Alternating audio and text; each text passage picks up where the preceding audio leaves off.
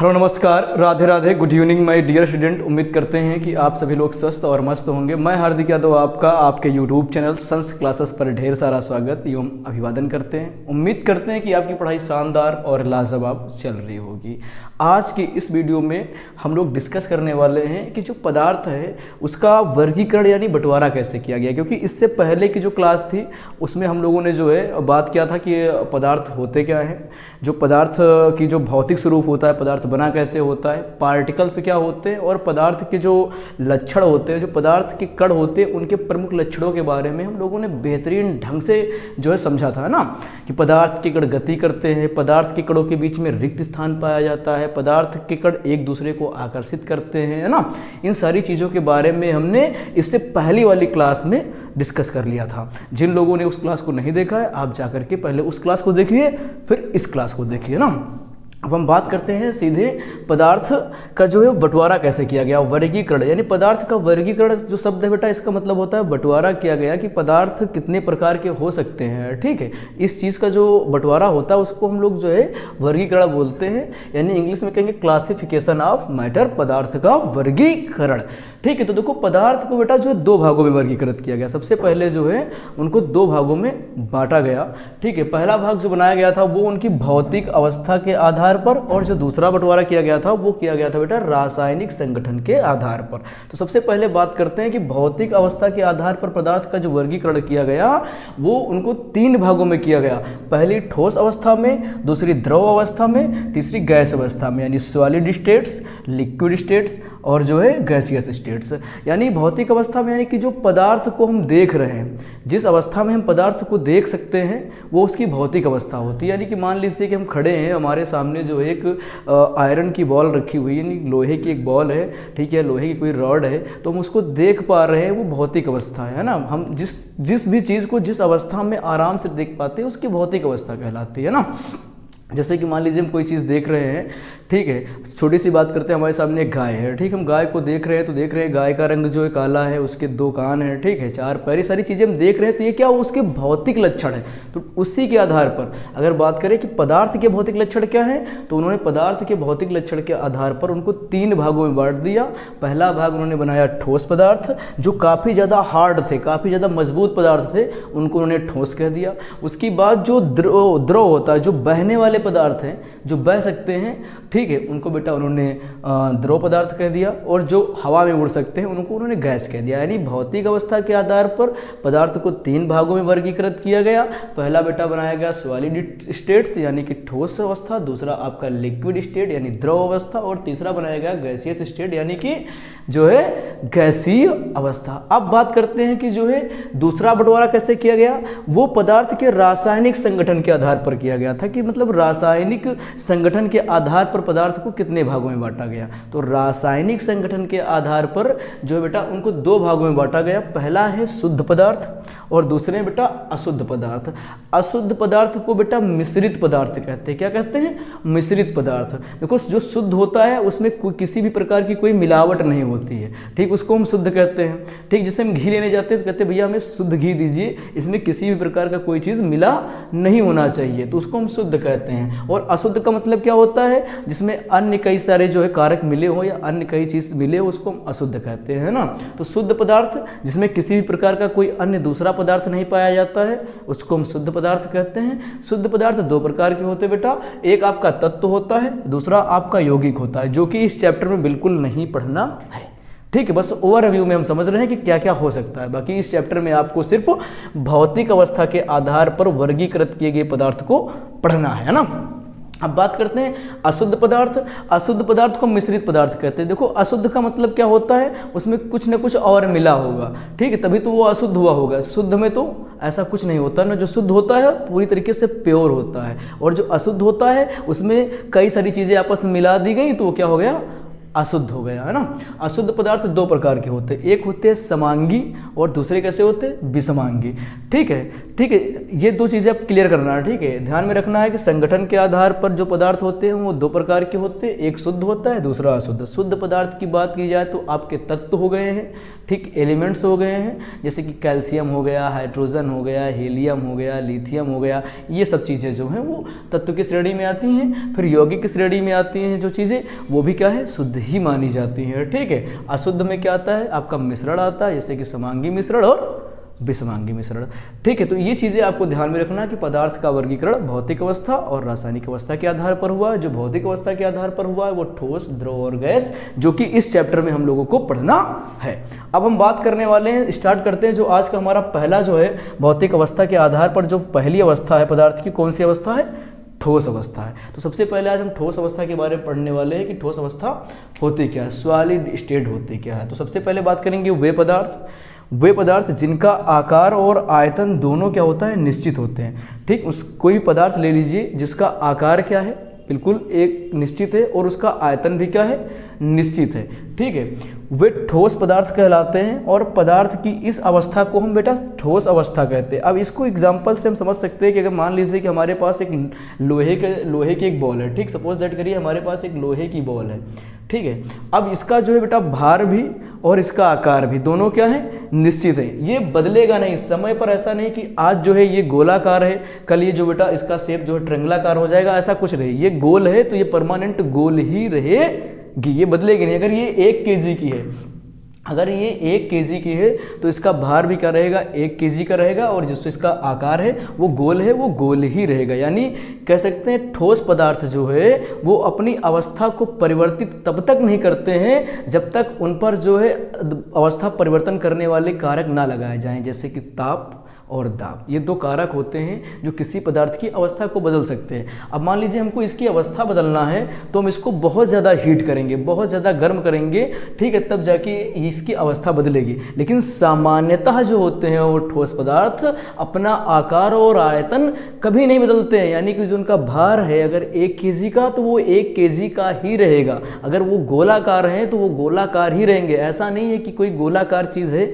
1 kg है तो आज मैंने उसको देखा है गोल है, कल वो ट्रेंगुलर शेप में हो जाएगी, ठीक है, परसों जो है आयताकार में हो जाएगी, ऐसा बिल्कुल नहीं। वो गोल है तो गोल ही रहेगी। आपने देखा होगा दुकानदार के पास एक बाट होता है जिससे वो तौल कर सामान देता है, ठीक है। आपने देखा होगा जैसे कि 1 kg का कोई बाट है तो वो आप 10 साल से 15 साल से देख रहे होंगे, तो वो 1 kg का बाट जैसे आज से 10 साल पहले रहा होगा वो आज भी वैसा ही है, क्योंकि वो क्या है, ठोस है। और ठोस जो है सामान्यतः अपना आकार और आयतन नहीं बदलते हैं। एग्जाम्पल की बेस अगर बात की जाए, लोहे की रॉड को ले ले, ठीक है, हम एक ईंट को ले ले, अगर हम एक ईंट को ले ले और घर में ला के रख दें, ठीक है, तो आप चाहे 10 साल बाद देखो या 15 साल बाद देखो, वो ईंट ठीक वैसे ही आपको दिखेगी जैसे कि आपने आज से 10 या 15 साल पहले लाकर रखे थे, ठीक है। वो बदलने वाली नहीं है क्योंकि वो क्या है, ठोस है। सामान्यतः ठोस अपनी स्थिति स्वतः नहीं बदलते हैं ना। जैसे कि अब लकड़ी की कोई वस्तु ले लीजिए, अगर कोई टेबल आपके सामने रखी है तो वो 10 साल या 15 साल पुरानी टेबल है,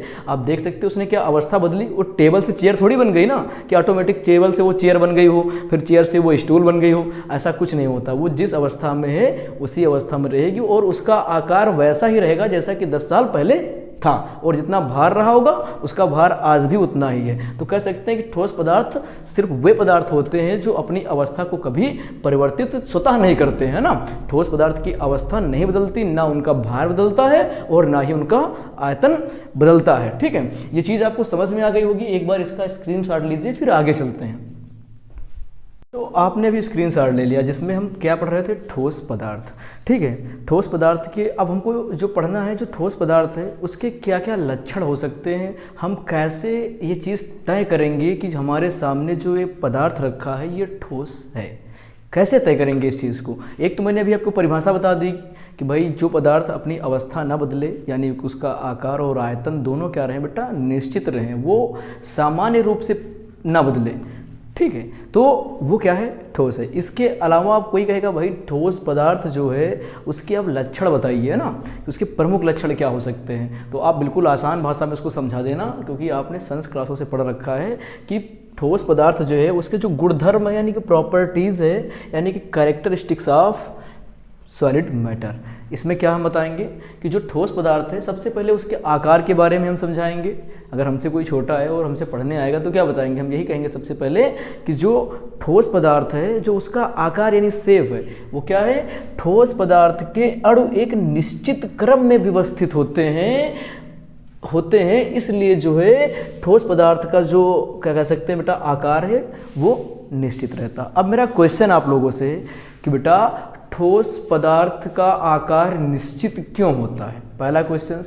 दूसरा क्वेश्चन ये कहेंगे हम कि ठोस पदार्थ मजबूत क्यों होते हैं, कठोर क्यों होते हैं। तीसरा क्वेश्चन, ठोस पदार्थों में घनत्व ज़्यादा क्यों पाया जाता है। ये मेरे 3 क्वेश्चंस हैं और आप लोग सोचकर बताना, पहले पूरी वीडियोस देखना, उसके बाद आप सोचकर बताना क्या आपको इन सवालों के जवाब मिल रहे हैं। अगर मिल रहे हैं तो कमेंट सेक्शन में जाकर कहना कि सर ये मुझे समझ में आ गया है ना।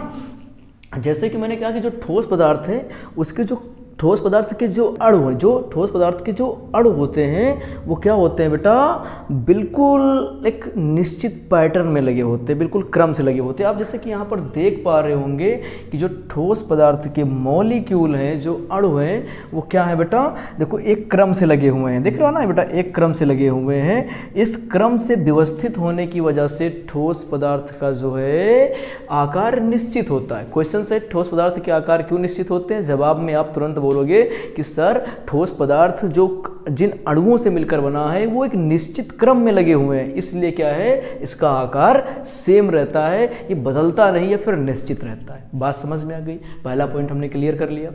ठीक, अब हम बात करेंगे दूसरे पॉइंट पर कि सर इसका जो आयतन है, ठीक है, इसका जो आयतन है वो क्यों नहीं बदलता है। तो फिर से सेम ही जवाब आएगा कि ठोस पर दाब डालने से, देखो बेटा दाब, यहाँ पर एक चीज़ हम लिखना भूल गए हैं कि ठोस पर सामान्यतः दाब डालने पर, ज़्यादा डालोगे तो फिर तो कुछ ना कुछ होगा, सामान्यतः दाब डालने पर हम उसका आयतन जो है परिवर्तित नहीं कर सकते हैं। अगर हम थोड़ा बहुत किसी लोहे की, हमारे पास लोहे की रॉड है, हम थोड़ा सा फोर्स लगाएंगे कि भाई वो टूट जाए तो टूट जाएगा क्या, उसका आकार बदल जाएगा क्या, नहीं बदलेगा ना। सामान्यतः ज़्यादा नहीं लगाना है, ज़्यादा मत लगाएं कि बहुत ज़्यादा लगाएं, लेकिन सामान्यतः दाब जो है, सामान्यतः दाब से ठोस पदार्थ के आयतन परिवर्तित नहीं होते हैं। कारण क्या है, कारण क्या है बेटा, कारण क्या है, क्योंकि ठोस के अणु बहुत पास पास होते हैं। फिर से यहीं पर आएंगे, लौट के इसी संरचना पर आएंगे कि जो ठोस है उसके अणु बहुत पास पास में होते हैं, इसलिए इसका जो बेटा आयतन नहीं बदलता है। ठीक, अब चले आकर्षण बल, फोर्स ऑफ अट्रैक्शन। ठीक है, हमने शेप पढ़ लिया, वॉल्यूम पढ़ लिया, हम पढ़ रहे हैं फोर्स ऑफ अट्रैक्शन, आकर्षण बल। सर ये आकर्षण पहले क्या होता है, अट्रैक्शन जो होता है बेटा एक चीज़ का दूसरी चीज़ की तरफ खिंचाव, ठीक है, खिंचाव, ठीक है, वो क्या होता है बेटा आकर्षण होता है। जैसे कि हम 2 चुंबक ले लें और देखते जब पास मिलाते हैं तो दोनों एक दूसरे को अपनी ओर खींचते हैं, आकर्षित करते हैं, तो इस चीज़ को बेटा क्या कहते हैं हम, आकर्षण कहते हैं। ठीक है, और इसके बीच में जो बल लगता है उसको हम फोर्स ऑफ अट्रैक्शन कहते हैं या फोर्स कहते हैं। तो इस चीज़ को हम कैसे समझ सकते हैं, ठोस पदार्थों के अणु जो होते हैं बहुत पास पास होते हैं, बिल्कुल देख रहे हो जैसे कि आप, ठीक है, पास पास होते हैं, जिसमें उसमें रिक्त स्थान, यहाँ पे आप देख रहे हो कि इसके जो रिक्त स्थान है वो बहुत कम होते हैं। कह सकते हैं ठोस पदार्थ में जो एक कण से दूसरे कण के बीच में जो खाली स्थान होता है उसको बेटा हम बोलते हैं अंतराणुक स्थान, वो बहुत कम होता है ना, वो क्या होता है, बहुत कम होता है। यानी ठोस पदार्थ के कणों के बीच में या ठोस पदार्थ के अणुओं के बीच में जो रिक्त स्थान कम होने की वजह से इनके बीच में फोर्स ऑफ अट्रैक्शन यानी कि आकर्षण बल बहुत ज़्यादा होता है। ये एक दूसरे को, ये कण क्या करते हैं, एक दूसरे को अपनी ओर बहुत ज़्यादा आकर्षित करते हैं, क्योंकि इनके बीच में क्या है, रिक्त स्थान है नहीं, ये बिल्कुल पास पास में है, तो ये एक दूसरे को बहुत ज़्यादा अपनी ओर क्या करते हैं, आकर्षित करते हैं, या फिर एक दूसरे को बहुत मजबूती के साथ में बांध कर रखते हैं। इसी वजह से जो होता है आपका ठोस पदार्थ वो हार्ड होता है, मजबूत होता है, कठोर होता है। अब कोई आपसे पूछे कि जो लोहा है वो इतना कठोर क्यों है, तो हम जवाब देंगे कि लोहे के जो लोहा जो पदार्थ है उसके जो अणु हैं वो बहुत पास पास में है, पास पास में होने की वजह से उनके बीच में फोर्स ऑफ अट्रैक्शन भी बहुत ज़्यादा है, मतलब आकर्षण बल बहुत ज़्यादा है, जिसकी वजह से लोहा क्या होता है बेटा, कठोर होता है। ठीक, यानी कोई भी ठोस अगर कठोर है तो इसलिए कठोर है क्योंकि उसके जो अणु हैं उनके बीच में रिक्त स्थान कम होता है। रिक्त स्थान कम होने की वजह से फोर्स ऑफ अट्रैक्शन बहुत ज़्यादा लगता है, यानी कि आकर्षण बल अधिक होने की वजह से वो बहुत ज़्यादा हार्ड हो जाते हैं। ठीक है, आते हैं चौथा पॉइंट, घनत्व यानी कि डेंसिटी। डेंसिटी क्या होता है? अगर हम कहें कि डेंसिटी का मतलब होता है किसी चीज़ में किसी चीज़ की मात्रा का अधिक होना, ठीक, वो डेंसिटी कहलाती है। जैसे कि अगर बात करें ठोस पदार्थ के अणु परस्पर अत्यधिक निकट होते हैं, यहाँ पर आप देख रहे हो, ठीक है, यहाँ पर आप देख रहे हो कि इसके जो कण है वो क्या है, बहुत ज़्यादा पास पास में। अगर थोड़ा सा और एक चीज़ हम आपको दिखाएं, एक कण यहाँ पर है, एक कण यहाँ पर है, एक कण यहाँ पर है, एक कण यहाँ पर है, एक कण यहाँ पर है। अब आपसे पूछा जाए कि घनत्व कहाँ पर ज़्यादा है, तो हम सीधा जवाब देंगे सर घनत्व यहाँ पर ज़्यादा है। घनत्व का मतलब होता है किसी चीज़ में किसी चीज़ की उपस्थिति का अत्यधिक होना, यानी कि ठोस पदार्थों के अणु परस्पर अत्यधिक निकट होते हैं। जैसे कि यहाँ पर दिख रहा है, यहाँ पर अत्यधिक निकट नहीं है, अत्यधिक निकट होने के कारण घनत्व अधिक होता है। जब कण बहुत ज़्यादा पास पास में होंगे तो घनत्व क्या होगा बेटा, ज़्यादा होगा। जैसे कि यहाँ पर हम देख पा रहे हैं कि ठोस पदार्थ के अणु बहुत पास पास में है तो यहाँ पर घनत्व बहुत ज़्यादा है, जबकि यहाँ पर क्या है, दूर दूर है, तो यहाँ पर घनत्व क्या है, कम है। ठीक है, कम है, जिसकी वजह से ठोस पदार्थ क्या होते हैं, और भी ज़्यादा मजबूत हो जाते हैं। समझ रहे हो, ये घनत्व जब कम होगा तो भी मजबूती ज़्यादा बढ़ेगी। तो मजबूती के दो प्रमुख कारण आपको ध्यान में रखना, पहला बेटा फोर्स ऑफ अट्रैक्शन और दूसरा क्या, घनत्व। तो ये 4 लक्षण हैं जो आपको विशेषतया ध्यान देना है। अब आज की क्लास के 4 क्वेश्चंस आपको, यानी बेटा 3 क्वेश्चंस जो हैं वो आपको कमेंट सेक्शन में इसका जवाब देना। पहला क्वेश्चन हमारा है ठोस कठोर क्यों होते हैं। पहला क्वेश्चन है कि ठोस कठोर क्यों होते हैं। ये क्वेश्चंस आज के प्रश्न, इसको आपको कमेंट सेक्शन में पूरी वीडियो देखने के बाद इसका जवाब देना है कि ठोस कठोर क्यों होते हैं। दूसरा आता है ठोस का आकार क्यों नहीं बदलता है। तीसरा आता है घनत्व किस पदार्थ में, बेटा यहाँ पर घनत्व किस पदार्थ में अधिक होता है। तो ये 3 क्वेश्चंस हैं, इनका जवाब आपको कमेंट सेक्शन में देना है। अगर इस वीडियो से जुड़ी हुई कोई भी चीज़ है जो बच्चों आपको समझ में नहीं आई है तो आप कमेंट करिएगा, उस चीज़ को हम अगली वीडियो में बेहतरीन ढंग से समझाने का प्रयास करेंगे। यहाँ तक बने रहने के लिए आप सभी का धन्यवाद।